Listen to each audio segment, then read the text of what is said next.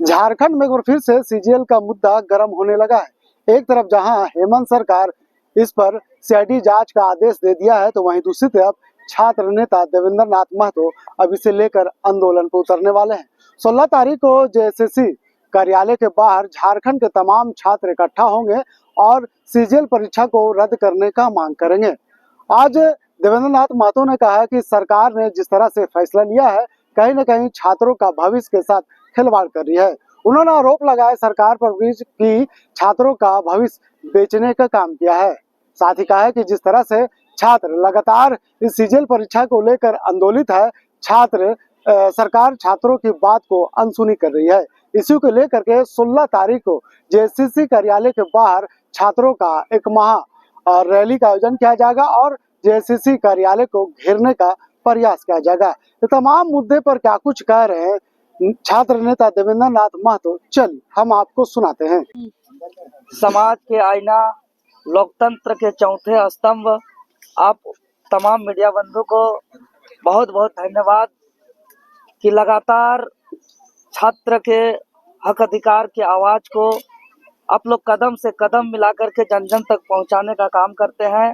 और आज का प्रेस वार्ता का मुख्य उद्देश्य है कि जेएसएससी सीजीएल परीक्षा, जिस दिन से परीक्षा का घोषणा किया है उसी दिन से यह परीक्षा विवादित रहा है और छात्र के तरफ से हम लोग जो भी सवाल उठाए हुए हैं और जेएसएससी मामला वर्तमान समय में कोर्ट में भी लंबित है और आयोग इस बात पर छात्र को आश्वस्त किया था कि जब तक मामला कोर्ट पर लंबित रहेगा तब तक जेएसएससी सीजीएल परीक्षा से संबंधित किसी भी प्रकार का प्रक्रिया आगे नहीं किया जाएगा।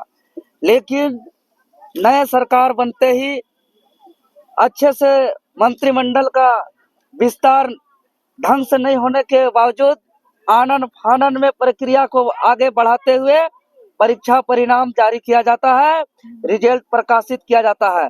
लेकिन दुर्भाग्य 2 दिन परीक्षा हुआ था, 21 और 22 सितंबर 2024 को, और छात्र के माध्यम से जो हम लोग रिसर्च करके लाए हैं, पहला दिन 21 सितंबर का रिजल्ट मात्र 82 छात्र का है लगभग, और वहीं दूसरे दिन 22 सितंबर का रिजल्ट लगभग 2149 स्टूडेंट का सिलेक्शन हुआ है।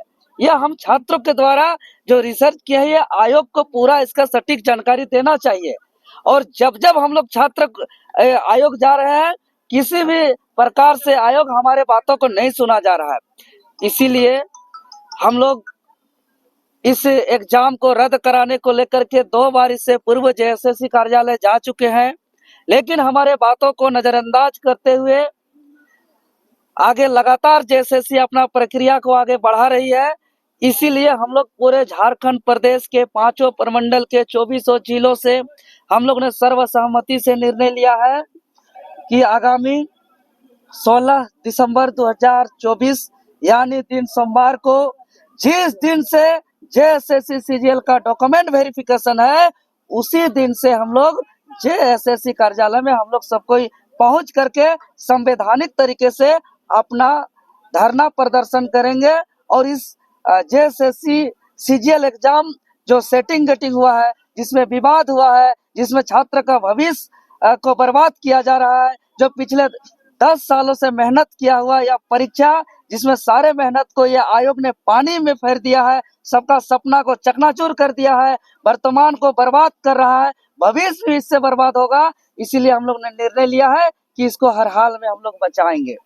और जिसके लेकर के आपके चैनल के माध्यम से हम निवेदन करते हैं कि कल 15 दिसंबर को पूरे 24 जिले से सभी कोई अपने अपने कंबल, अपना नाश्ता पानी का व्यवस्था लेकर के पूरे राज्य के छात्र कल रांची आएंगे 15 तारीख को, और सभी कोई लॉज में, हॉस्टल में, अलग अलग जगह रहेंगे, कुछ जेपीएससी कार्यालय के आसपास भी रहेंगे।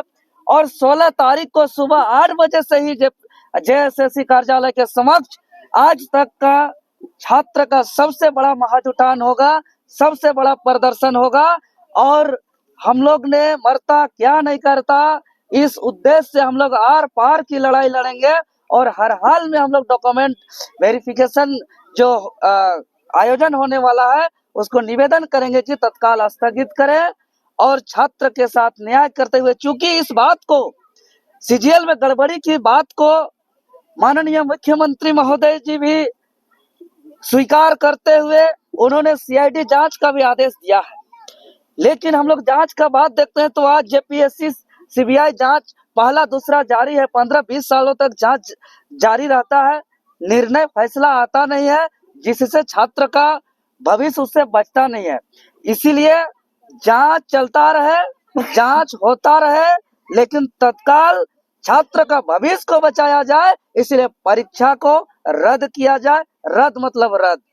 हाँ, हम मानते हैं कुछ छात्र का जेन्युइन हुआ है, लेकिन जिस छात्र का रिजल्ट हुआ है वो छात्र भी मान रहे हैं कि बहुत ही कम छात्र का जेन्युइन हुआ है, अधिकतर सेटिंग गेटिंग में हुआ है।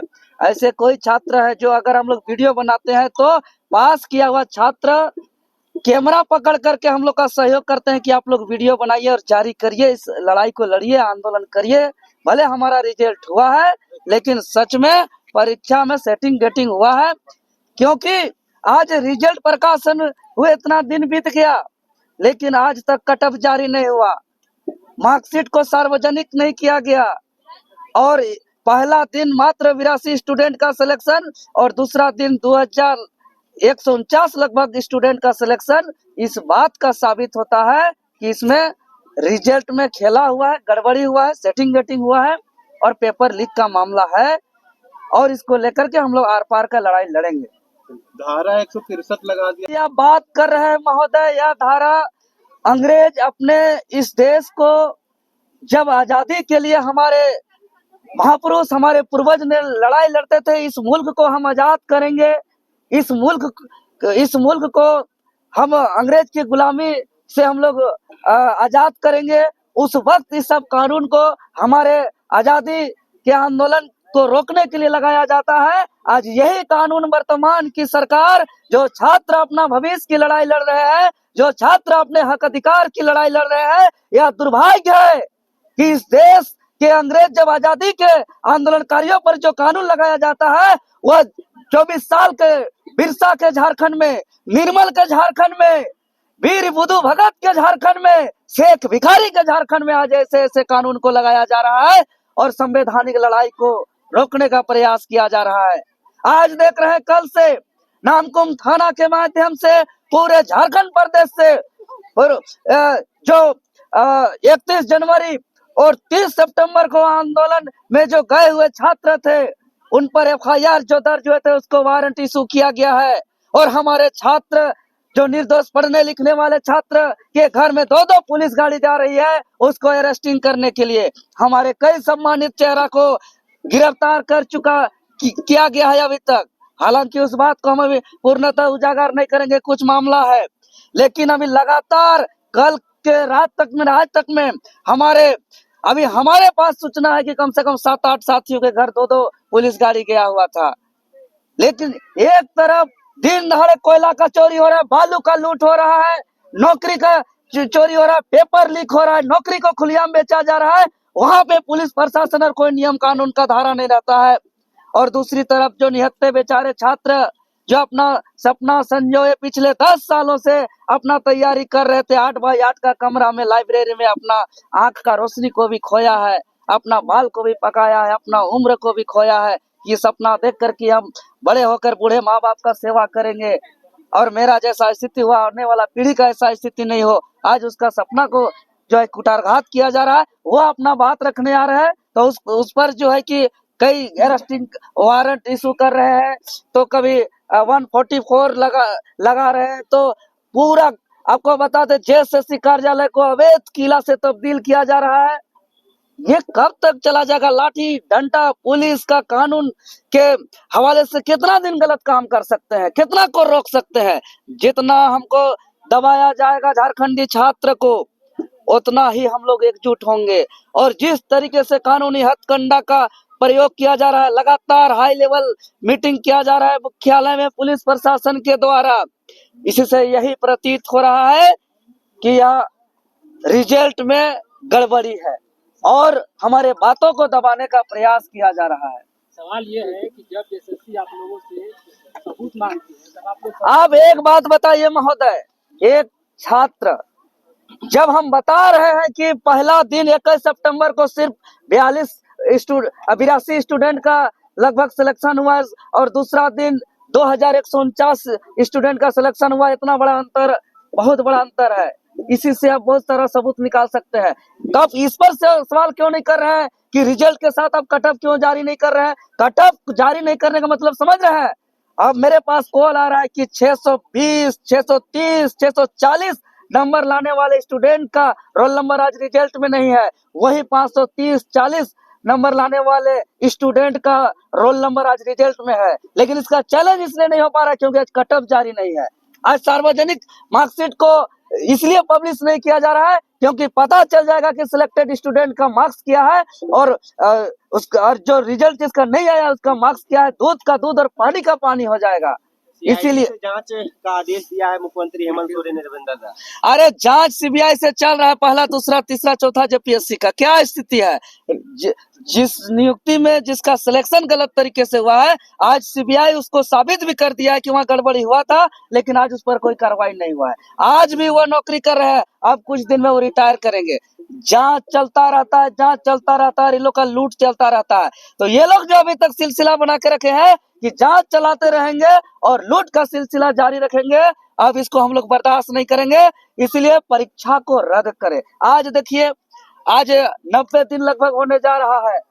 राज्य की सबसे बड़ी नियुक्ति संस्था जेपीएससी पर का आज चेयरमैन नहीं है, जिसकी वजह से रिजल्ट प्रकाशित नहीं हो पा रहा है। रिजल्ट ही नहीं, कई ऐसे और नियुक्ति बाधित हो रहा है। किसी प्रदेश का सबसे बड़ी नियुक्ति संस्था का चेयरमैन का रिटायर होने से पहले तैयारी होता है कि मेरा अगला चेयरमैन कौन होगा, लेकिन अभी तक तय नहीं कर पा रहा। क्यों?